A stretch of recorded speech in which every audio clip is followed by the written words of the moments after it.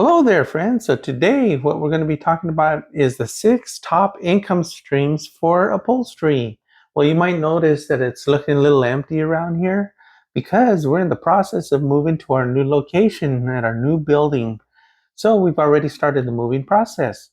So anyway, here we go. We're going to start at the bottom at number 6. So number 6 for income in upholstery would be a hobby. I get a lot of people that are commenting and telling me that they want to do upholstery as a hobby. They're just getting started into it. But you know what? You can do it as a hobby if you want, or you can do it for income if you want. I think if I had the choice, I'd probably want to turn that hobby into income because when it's a hobby, yeah, you're just spending your time. Okay, so although you are learning upholstery, because you remember you're always your own best teacher, but if you can turn that into income, maybe talk to somebody that you know, they can refer you about somebody that needs something done in upholstery. And then, you can bid your price. And if they agree to your price, now you're golden, right? Okay, so that's the thing about the difference between a hobby and income. Okay, of course, hobby, you're not getting paid. Income, you are getting paid. That's the difference. And next from the bottom of the list would be number 5. Okay, so number 5 is actually getting a job and working for somebody. Okay, that is probably the next worst thing that you can do is working for somebody, because not only are you giving away half of your income for the same amount of work, uh, it just doesn't make sense to me anyway. But if you're looking forward to getting a job someplace and giving away half of your income, I guess that's up to you. But, that's not really, I don't think that's the way to go. Because why wouldn't you want to keep 100% of what you're making for yourself? Because that's only going to help you and your family. And that's what we're trying to get to here is I'm trying to show you what you can do to make the most income to help you in your financial future. And now for number 4. So number 4 is when you're actually working for yourself and you are the boss and you make your own hours and you can make your own plans for your financial future. Okay, is motorcycle seats and jet ski seats. They're both very similar. Sometimes motorcycle seats tend to be more complicated than a jet ski seat. But on the other hand, the motorcycle seats are smaller, okay, and you can charge quite a bit, for a motorcycle seat. You're talking about, from anywhere from $300 on to $1,000, depending on how complicated it is or what the customer wants. But the thing about motorcycle seats is they're a quick turnaround. Okay, you can easily do one or two in one day. I'm not talking about an 8-hour day. I'm talking about, maybe 4 to 6 hours a day. So when you're doing motorcycle seats, say if you run some Craigslist ads, that's what I used to do. Craigslist ads for motorcycle seats. And I used to get the phone calls. People would come in, drop off their motorcycle seat, which is also nice because I don't need the whole motorcycle, right? So motorcycle seats, they don't take up any space. So you don't have to store anything. So you can bring it in. They hand you a motorcycle seat. You get the job done. You give them a call. Tell them it's ready to be picked up. They're not picking up a whole motorcycle. They're just picking up the motorcycle seat that you're handing them. Okay, and the jet ski seats are similar. Okay, they're a lot bigger. They take a little bit more time because there's going to be more staples involved. But you know what? You can charge a lot more for jet ski seats.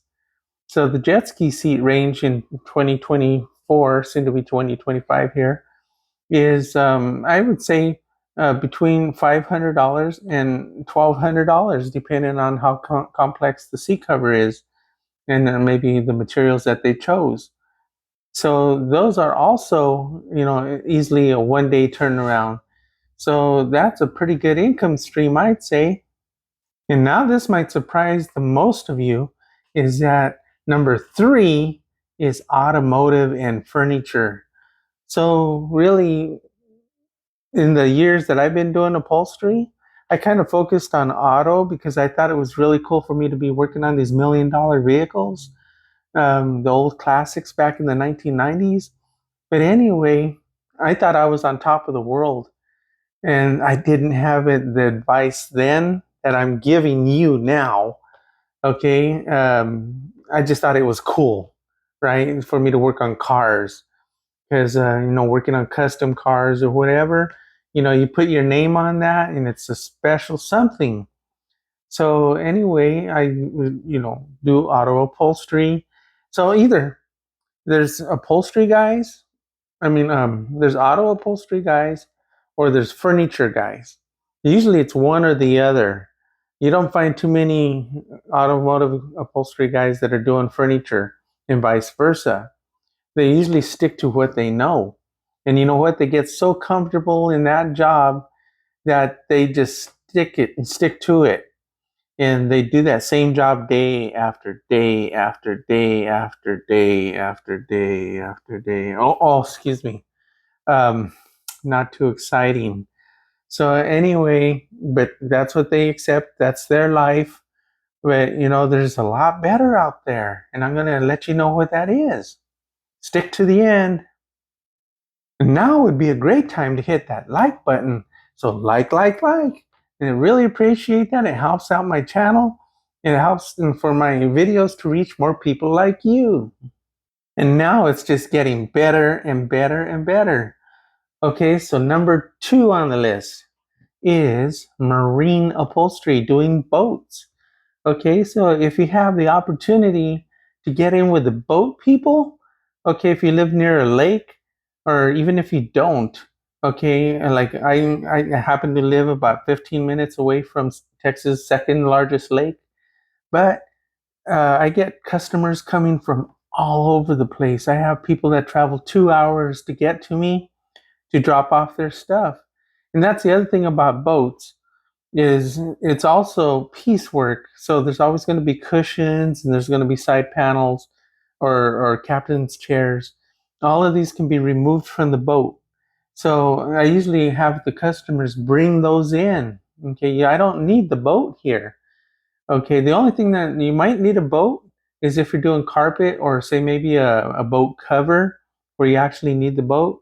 But if all you're doing is like cushions, for say like a pontoon boat or a bass boat or some other fishing boats or luxury boats, the people, they usually just bring the pieces in because they're not that hard to remove from the boat.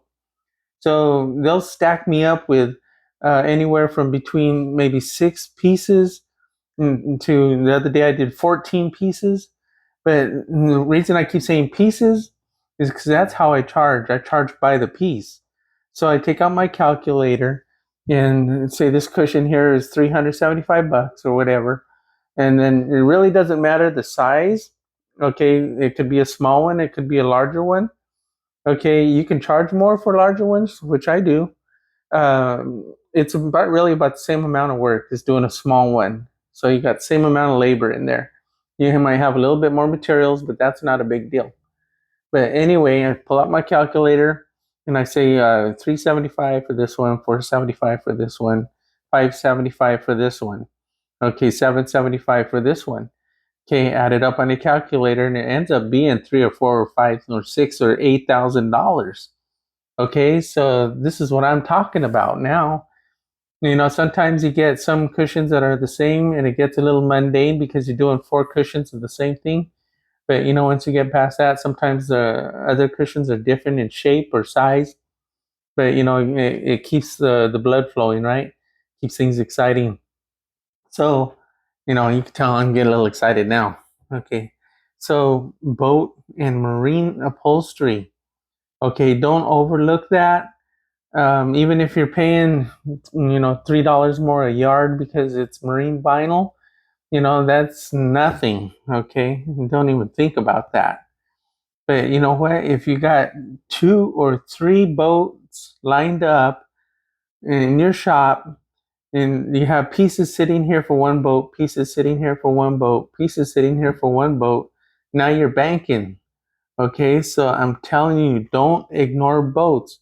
Matter of fact, go out today and write yourself a Craigslist ad doing marine and boat upholstery. Put some pictures in there of some boat upholstery and write out your ad, and your phone will start ringing. You're going to love me for that one.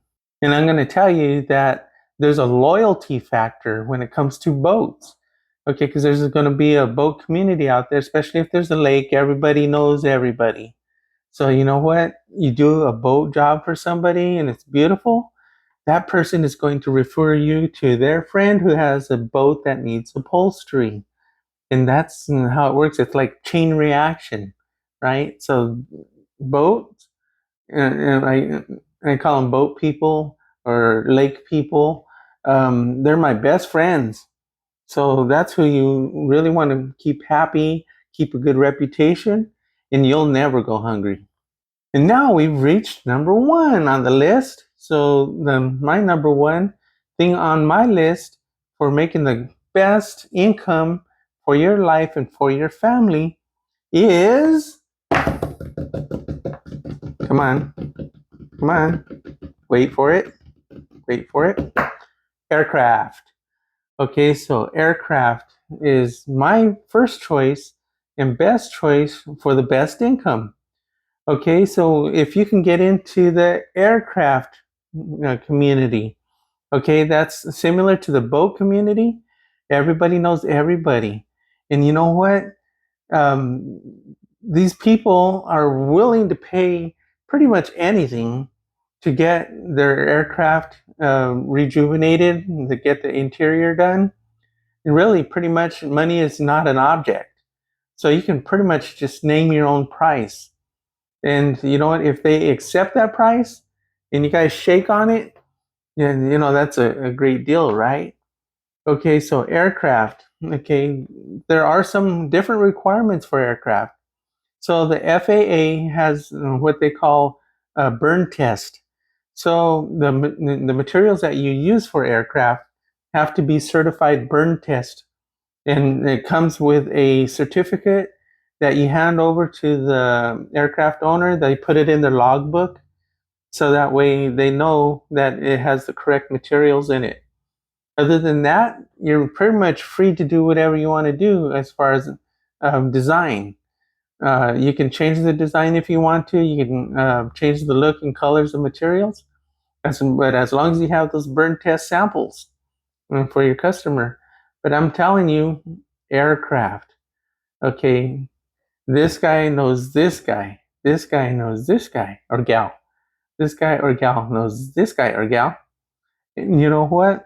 They love their airplanes. So they have a vision in their mind of what they have now, which is probably most likely something that from the 1970s, it's outdated. So what you can tell them is that you would like to update their interior, make it look more modern, you know, maybe with some French stitching or something like that, which makes it look more modern rather than the old welt like they used in the 1970s. So you can name your own price. And I'm telling you, now we're talking thousands and thousands and thousands of dollars for aircraft interiors. And mostly, like say, 4-passenger airplanes are going to take more interior. 6-passenger airplanes are going to take more interior.